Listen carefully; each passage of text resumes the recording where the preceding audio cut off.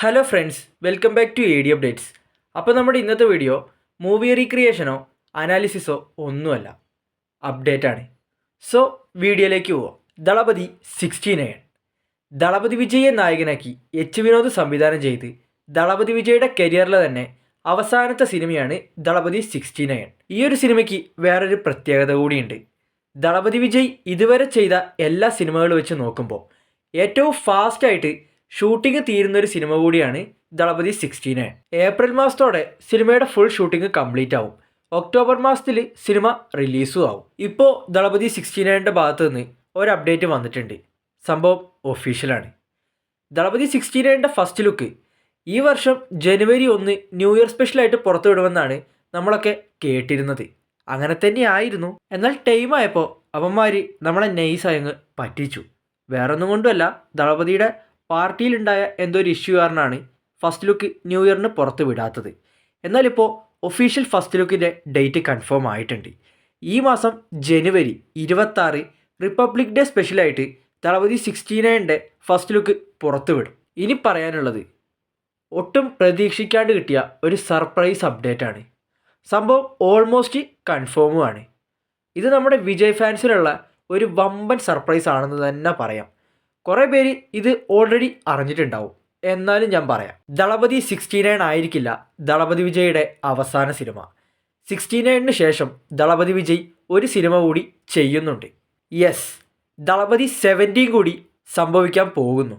ദളപതി 70 ആയിട്ട് സംഭവിക്കാൻ പോകുന്നത് ഗോട്ട് 2 അഥവാ OG അല്ലെങ്കിൽ ലിയോ 2 ഇതിലേതെങ്കിലും ഒന്നായിരിക്കുമെന്നാണ് നേരത്തെ റൂമർ വന്നിരുന്നത്.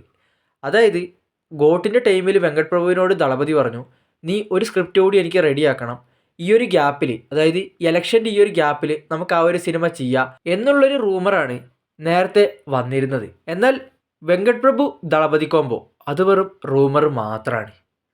ശരിക്കും ദളപതി 70 ചെയ്യാൻ പോകുന്നത് നമ്മുടെ സ്വന്തം ലോകേഷ് കനകരാജാണ്. വീണ്ടും ഒരു വിജയ് ലോകേഷ് സിനിമ സംഭവിക്കാൻ പോകുന്നു. അത് ലിയോ 2 ആണോ അതോ ഒരു ഫ്രഷ് സ്ക്രിപ്റ്റ് ആണോ എന്ന് ഒരു പിടുത്തമില്ല. അതൊക്കെ ഇനി അപ്ഡേറ്റ് വരുമ്പോൾ മാത്രമേ അറിയൂ. 7 സ്ക്രീൻ സ്റ്റുഡിയോസാണ് ദളപതി 70 പ്രൊഡ്യൂസ് ചെയ്യാൻ പോകുന്നത്.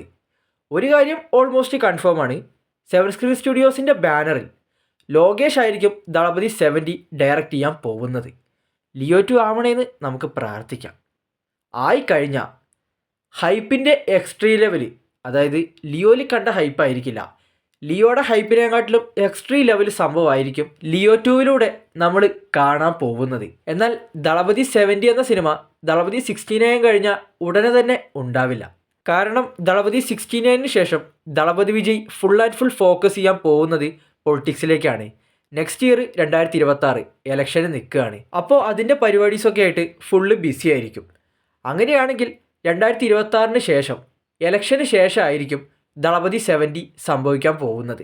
അതും അല്ലെങ്കിൽ ഈ ഇലക്ഷൻ്റെ ഗ്യാപ്പിൽ നെക്സ്റ്റ് ഇയറിൽ തന്നെ എവിടെയെങ്കിലും ഒരു ഗ്യാപ്പ് കിട്ടുകയാണെങ്കിലും ദളപതി 70 സംഭവിക്കാം. ശരിക്കും എല്ലാ വിജയ് ഫാൻസിനുള്ള ഒരാഗ്രഹമായിരുന്നു ദളപതി സിനിമാ കരിയർ അവസാനിപ്പിക്കുക എന്ന് പറഞ്ഞപ്പോൾ തന്നെ, അവസാനിപ്പിക്കുകയാണെങ്കിൽ തന്നെ അത് ലിയോ 2 ചെയ്ത് അവസാനിപ്പിക്കണം തന്നെയായിരുന്നു. ഒരിക്കൽ കൂടി ഒരു വിജയ് ലോകേഷ് മൂവി കാണാൻ എല്ലാവരും ആഗ്രഹിക്കുന്നുണ്ട്. അത് നടക്കുമെന്ന് തന്നെ നമുക്ക് പ്രതീക്ഷിക്കാം. ഒരിക്കൽ കൂടി ഒരു Leo level hype loading. So ഇത്രയുള്ള ഇന്നത്തെ വീഡിയോ ഇഷ്ടപ്പെട്ട് കഴിഞ്ഞാൽ ലൈക്ക് ചെയ്യുക, നിങ്ങളുടെ അഭിപ്രായം കമൻറ്റ് ചെയ്യുക, ചാനൽ എല്ലാവരും സബ് ചെയ്ത് സപ്പോർട്ട് ചെയ്യുക. അപ്പോൾ നെക്സ്റ്റ് വീഡിയോയിൽ കാണാം. Bye guys.